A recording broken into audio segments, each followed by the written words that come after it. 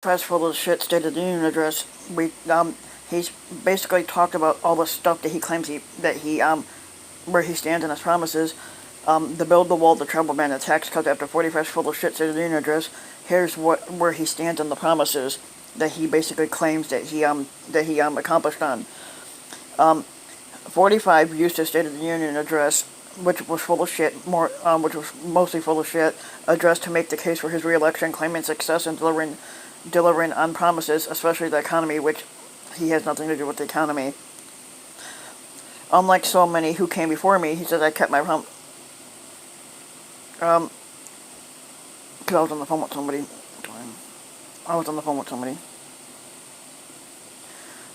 Unlike so many who came before me, he says he kept his promises, which he hasn't. 45 said at an event marked by a partisan acrimony. The tensions played out on live national television, with 45 refusing to shake House Speaker Nancy Pelosi's hand at the start of the address and her dramatically ripping a copy of his full-of-shit speech into pieces when he was done. 45 delivered his speech the night before the Senate is expected to acquit him on Democratic-initiated impeachment charges of abuse of power and obstructing Congress, but the partisan hostilities also can be linked to significant policy differences on issues such as border security, immigration, and tax cuts. Here are some of 45's key campaign pledges and his record so far in office. For border and immigration, 45's 2016 Squatter Wall campaign was just a few minutes old when he made a bold promise. I will build a wall, a great wall on our southern border, and I will have Mexico pay for that wall, which they're not going to. 45 bowed after riding down an escalator into the gilded lobby of the 45 Tower, where he formally announced what some consider to be a quixotic campaign for squatter. To those doubters in the room and around the country, he says 45 wrapped his campaign promise in a 3-word coda, mark my words. Well, technically, your words are nothing more than fucking lies. Perhaps no other issue animated 45's campaign as much as the immigration.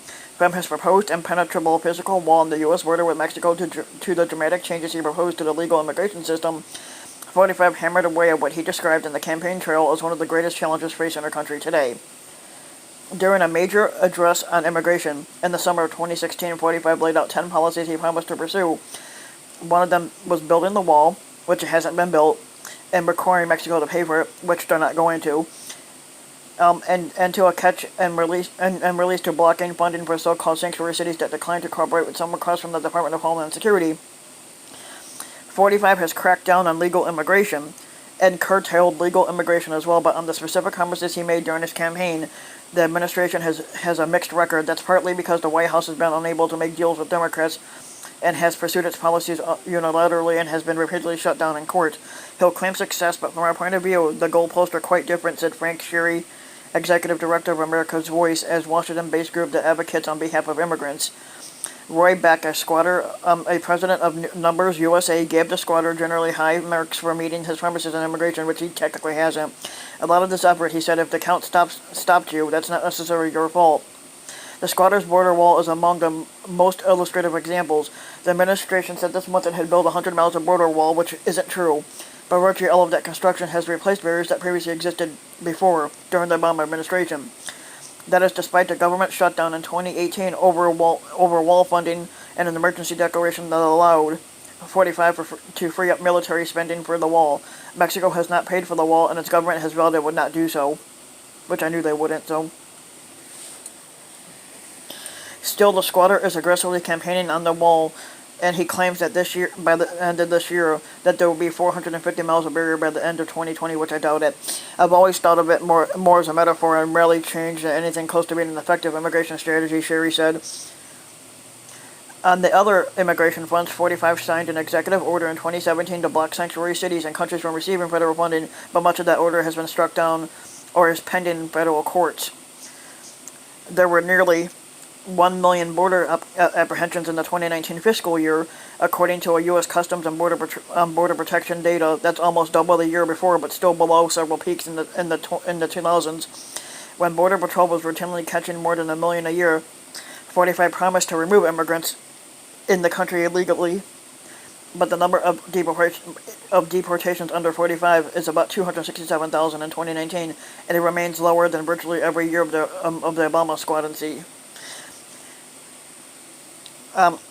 45, meanwhile, approved a plan last year to cap the number of refugees admitted to the United States to 18,000, the lowest level in 4 decades, and he recently expanded a travel ban that he implemented earlier in his term to 6 additional countries. 45's travel ban, which the administration reworked after a series of court losses, suspends the issuance of certain types of visas from countries the administration says does not adequately screen visitors to the U.S. The initial version of the travel ban, which 45 had promised in the campaign trail, led to chaos and protests at U.S. airports and was struck down by federal courts over concerns that it discriminated against Muslims. Now moving on to the economy, 45 promised annual economic growth of at least 3% or higher on sustained basis, but dangled the possibility of a 4, maybe a 5, and maybe even a 6, and this has not happened under him. Unemployment is at a 50-year low, and the economy has expanded an average of 2.5% during the first 3 years of his squadancy, even though it is somewhat faster than the 2.2% post-recession average before he took office. The federal tax cuts he spearheaded, along with government spending increases, juiced growth to close to 3%, but not anything higher. But gains slowed to 2.3 in 2019 and are expected to throttle back slightly less than 2% this year and in 2021. And the aging population and weak productivity growth are restraining the U.S. and global economy over the long periods of term. Still, 45's economic record has been very solid, said Douglas Holtz-Eakin, squatter of the American Action Forum, a nonprofit group that promotes center-right policies. 45's rollback of federal regulations that stymied business growth has been stunningly large and impactful, Holtz-Eakin said, and many of the corporate reforms included in the tax cuts and job packages passed in late 2017 will benefit businesses for years, he said, which it won't. On his tax cuts, 45 vowed that the $1.5 trillion in sweeping tax cuts he spearheaded in 2017 wouldn't increase the federal deficit because they would pay for themselves through faster economic growth that swells government revenue. But the tax law is projected to add $1.8 trillion to the deficit over the next decade, according to the Committee for a Responsible Federal Budget. While faster economic growth is forecast to generate about $570 billion in additional revenue, there will be an offset by higher interest payments and a bigger national debt, the committee says.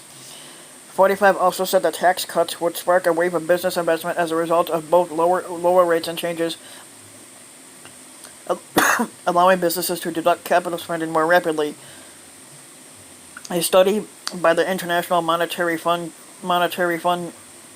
found that the legislation did boost investment by about 3.5%, but that was below the average of 5.3% increase that was foretold. About 80% of the tax savings was channeled into stock buybacks, dividends, and other similar activities, while just 20% went to capital spending on research and development. On trade, 45 didn't really keep his promise, but he did. The only promise he really did keep was to withdraw us from the Trans-Pacific Trade, the TPP, a 12-nation trade deal negotiated by his predecessor Barack Obama. On his third day in office, 45 signed an executive order pulling the U.S. out of that agreement, which he had once called a rape of our country. Well, he knows all about rape because he's committed rape before. 45 also lived up a pledge to negotiate a new trade deal with Mexico and Canada, which was technically a rewrite of NAFTA. Last week, 45 signed into law the U.S.-Mexico-Canada trade agreement, which was a revised trade pact of the NAFTA, a quarter century old, and 45 mocked it as being the worst trade deal ever. On the campaign trail, 45 promised to cut a better deal with China that helps American businesses and workers compete. After months of an on and off again negotiations in a trade war in which the two countries slapped billions of dollars in tariffs on each other's projects, 45 signed a limited Phase 1 trade deal with China in January. The agreement calls for China to buy an additional $2 billion worth of U.S. goods and services over the next 2 years, including $32 billion in agricultural products. 45 said negotiations would begin soon on a broader agreement that he said could be completed after the 2020 election. Regardless, 45 gets an F on trade policy from Daniel Griswold, a trade expert at the Mercatus Center at George Mason University. Part of the reason, Griswold said, is the new trade deal with Mexico and Canada looks a lot like NAFTA, which 45 had disparaged. At the same time, many parts of the new trade part were lifted directly from the Trans-Pacific Partnership, and the deal 45 abandoned after taking office. What's more, Griswold said, is that the nation's trade deficit has risen by 25% under 45 when compared to Obama's last year in office, despite 45's campaign promise that under his administration, the trade deficit would drop like you've never seen before, which U.S. duties on $360 billion in Chinese imports and China's counter-tariffs on U.S. exports to that country lowered economic growth by 0.3% last year and are expected to cut growth by 10%, by a tenth of a point in 2020, said Gregory Dacko, who's the chief U.S. economist for Oxford. And 45's trade fights have shaved U.S. employment by 340,000 jobs, said Mark Zandel, chief economist of Moody's Analytics. On the positive side, the Phase 1 trade deal requires China to buy an additional $2 billion in agricultural and other goods from the U.S. over the next 2 years, which is more than doubling current exports. Dacko said it's questionable whether China has the desire and drive to boost shipments that much. In any case, he said it doesn't appear that the U.S. has the capacity to produce that much more without shifting its exports to China from other countries, leaving economic growth unchanged. For working families, everybody is getting a tax cut, especially the middle class, which they didn't. Not everyone got a tax cut. Mainly the top 1% did. An analyst by PolitiFact found that under the tax cut and jobs packages that passed under Congress at the end of 2017, every income group would pay less taxes in 2019, but that the benefits would flow disproportionately to the wealthier people, meaning top 1%. By 2027, every income group that makes below $75,000 would see a tax increase, but only those income ranges above $75,000 would still see a cut, PolitiFact found. The primary reason is some of the individual tax cuts phased out after 2025. 45 also embraced his wife Ivanka's push for paid family leave when he was running for office. At a campaign stop in Pennsylvania, 45 called for 6 weeks of paid maternity leave as part of a package of child care initiatives. That idea went nowhere in Congress, but some 2.1 million civilian federal workers would be eligible for 12 weeks of paid leave after the birth of their kid, adoption of the start of foster care under a deal struck last year. The paid leave policy was included in a compromise defense package. Congressional Democrats signed off on money for 45's Space Force program, where Republicans agreed to demands on paternal and family leave. The paid family leave for everyone is not going to happen this year, Holtz-Aiken said. That's something he's going to have to promise in a second term if he even makes it that far. On health care, which he doesn't really have a plan for, 45 promised Americans he would repeal the Affordable Care Act, the landmark health care reform, a law enacted under Obama. Real change begins with immediately repealing and replacing Obamacare. What a mess, 45 told a crowd at a political Klan rally in Toledo on October 27th.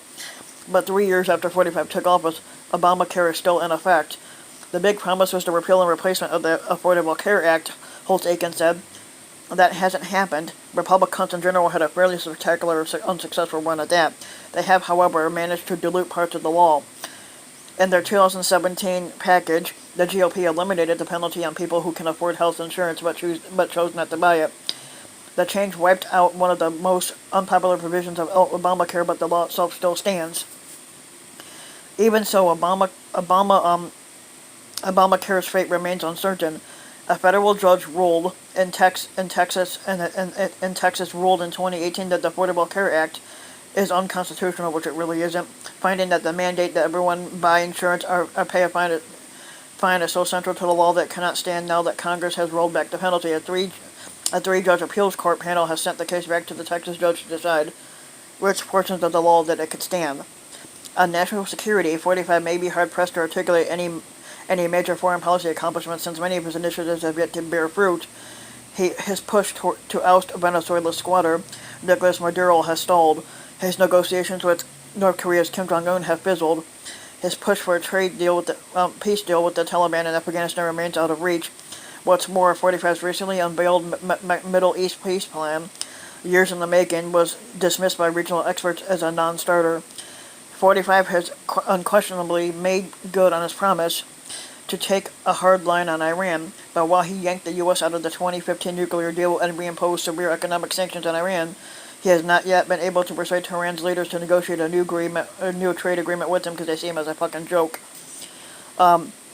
Instead, Iran has begun to abandon its commitment under the 2105 deal and appears to be inching toward acquiring a nuclear weapon, and while 45 has touted his decision to authorize a deadly strike killing Soleimani, the powerful Iranian military leader, it's not clear if they will make Americans safer. Shortly after the Soleimani strike, Iran responded by launching the ballistic missiles at an Iraqi airbase, an attack that left more than 60 U.S. service members with traumatic brain injuries. And while tensions have eased since Soleimani's death, many experts believe Iran will continue to look for less overt but still lethal ways to retaliate against the U.S. for his killing. On the North Korea part, 45 has met with North Korean dictator Kim Jong-un twice since last year's State of the Union address in Hanoi last February, and at the demilitarized zone between North and South Korea over the summer. The squatter has said his bold new diplomacy could result in tremendous things for the U.S.-North Korean relations, but 45's unconventional strategy of engagement, focusing on personal diplomacy at a high level, has yet to produce any concessions that would put North Korea on the path to denuclearization. Kim has not tested long-range ballistic missiles or nuclear weapons during the negotiations, but he has continued to test short-range missiles and other weapons in the region is on a knife's edge after Kim promised to unveil a new strategic weapon, and as 45's next move remains unclear. In the meantime, experts say North Korea continues to improve its ballistic missiles program and expand its nuclear arsenal with ongoing fissile material production, and the concern over ending forever wars. 45 promised in his last year's full of the shit State of the Union address, just like this one, that he would reduce America's military presence in the Middle East, repeating his often cited campaign pledge.